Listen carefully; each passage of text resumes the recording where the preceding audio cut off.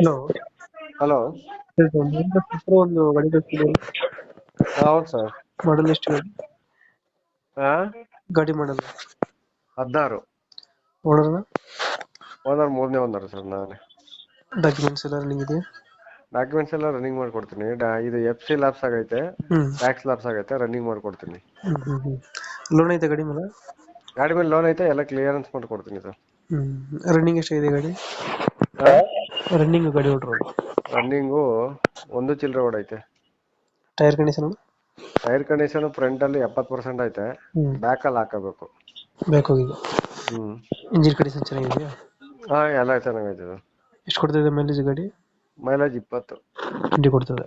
20 ಬರ್ತೈತೆ. ಎಷ್ಟು ಸೀಟರ್ ಗಾಡಿಗೆ? 7+1. 8 ಸೀಟರ್. ಹ್ಮ್.